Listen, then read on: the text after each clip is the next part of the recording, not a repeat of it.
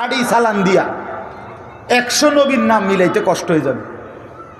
কথা বুঝেন? একেবারে বাড়ি চালান দিল, সমস্ত নবীর নাম মিলাইলে সব কিতাব খুঁজা তো 100 জনে যদি মনে করেন জানা গেল, ধরে নিলাম তো 1,24,000 নবীর মধ্যে 100 জনের নাম মনে করেন আমরা পৃথিবীবাসী জানি, ওলামায়ে কেরাম জানে, তো বাকি যাদের নাম কেউ জানে না ওনারা ব্যর্থ।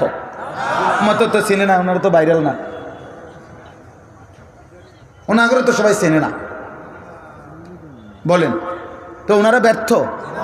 তাইলে আমাদের প্রিয় নবী সাল্লাল্লাহু আলাইহি ওয়াসাল্লাম বিদায় হজ্জের মাঠে আরাফাতের ময়দানে ভাষণ দিয়েছিলেন যখন 10ম হিজরিতে, তখন নবীজির সামনে হজ্জের মাঠেই ছিল 1.25 লক্ষ সাহাবী।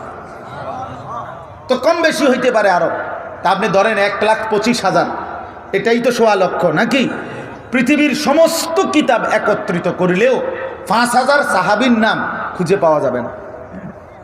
একবার সব কিতাব খুঁজে ফেলল, সর্বোচ্চ 313 জন বদরি সাহাবীর নাম একসাথে আছে, আর বাকি আরো আছে সাহাবীদের নাম। তো আপনি মনে করেন একেবারে সর্বোচ্চ তালাশ করে 5,000-এর নাম মিলাইল, কথার কথা এতটুকু হবে না, আরো কম। আমি ধরে নিলাম 5,000 সাহাবীর নাম জানি আমরা, বা হুজুররা জানে, বা কিতাবে লেখা হয়েছে।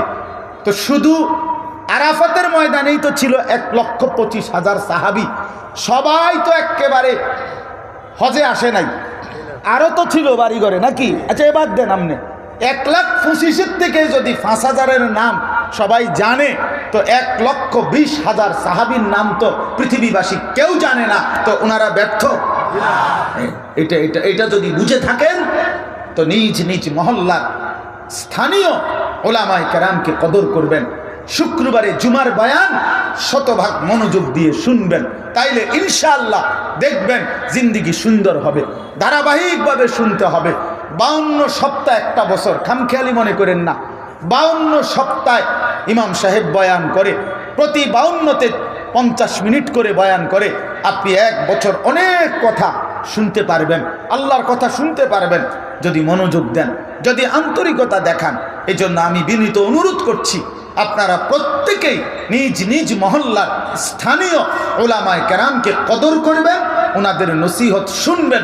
বলেন ইনশাআল্লাহ, সবাই বলেন ইনশাআল্লাহ। আমার কথাটা মনে থাকবে তো ইনশাআল্লাহ?